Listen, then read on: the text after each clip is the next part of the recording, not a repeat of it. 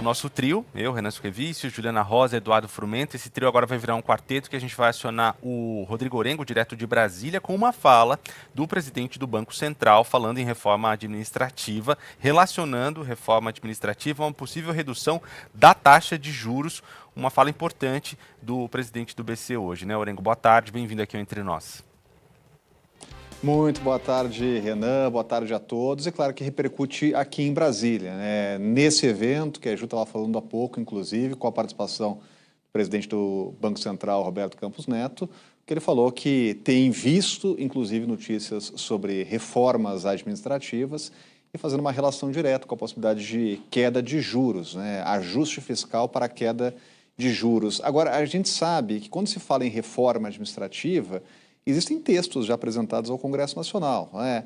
Essa manifestação do presidente do Banco Central vem depois de uma fala da ministra do Planejamento, Simone Tebet, quando ela fala especificamente sobre corte de supersalários. Aliás, uma proposta que está há anos tramitando aqui no Congresso Nacional, sempre com muita dificuldade de avançar, né? Já tivemos votações importantes, mas a proposta acabou travando. E para lembrar o que significa o supersalário, é aquele servidor público que ganha o teto do funcionalismo público, R$ 44 mil, que é o salário do ministro do Supremo Tribunal Federal, mas com os chamados penduricalhos, ele acaba superando esse teto. Por quê? Porque os auxílios, auxílio moradia, diversos auxílios, verbas de representação, cada categoria tem o seu chamado penduricalho, isso não vai para a conta do abate-teto. Então, na prática, o servidor acaba ganhando salário e também os benefícios de auxílios, verbas que entram na conta, ele ganha muito mais do que o teto do funcionalismo. Então, é um teto que está furado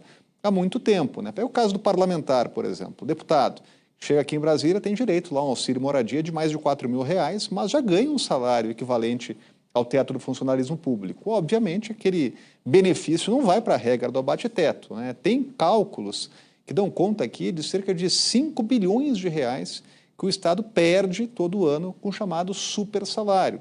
Então, o presidente do Banco Central, quando faz essa referência à possibilidade de reforma administrativa, está ecoando algumas falas aqui da semana passada de ministros do governo que admitiram que depois desse processo eleitoral, a gente deve ter realmente um aperto de cintos, e a própria ministra citando, ministra Simone Tebet, citando aí essa possibilidade de finalmente restringir os supersalários. O problema é o seguinte, quando se trata desses assuntos aqui no Congresso Nacional, sempre tem lobbies pesadíssimos das corporações muito bem organizadas no Congresso Nacional, que não querem realmente que essas distorções sejam desfeitas pelo Legislativo, né? Então vai ser uma batalha que o governo vai ter que assumir, mobilizar parlamentares para conseguir avançar, porque a gente está falando realmente de legislação, né? Há a proposta já estabelecida, que inclusive já passou pelo Senado, teve alteração na Câmara, mas para isso, para vencer essas dificuldades dentro do Congresso Nacional, precisa mobilizar realmente a base, o governo, e enfrentar essas pautas que a gente sabe que são difíceis aqui no Congresso. Pois é, Orengo, acho que é por isso que tem essa desconfiança toda, né? Porque politicamente a gente sabe que é muito difícil encarar todos esses ajustes necessários.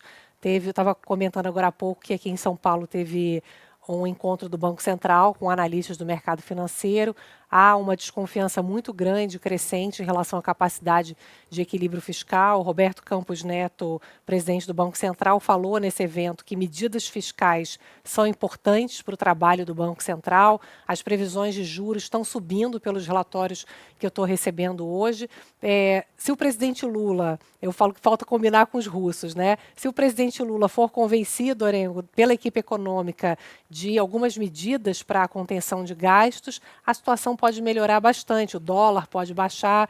E aí eu pergunto, Orengo, quero saber de você, eu pergunto nos bastidores, o pessoal da equipe técnica fala, não, o presidente vai concordar sim, mas não sinto uma convicção, sabe? Você acha que o presidente Lula, de fato, pode concordar com algumas medidas de corte de gastos? A gente vem recebendo essas sinalizações aqui, inclusive na esplanada, viu, Ju? A gente sabe que é sempre difícil encarar, por exemplo, medidas estruturantes, né? Você pega lá as vinculações obrigatórias para a saúde e educação, no orçamento. Isso o presidente já deixou muito claro que não vai mexer, né? Vinculação do salário mínimo, né? Aquela regra do salário mínimo, por exemplo, o benefício de prestação continuada, programas sociais, é mais difícil.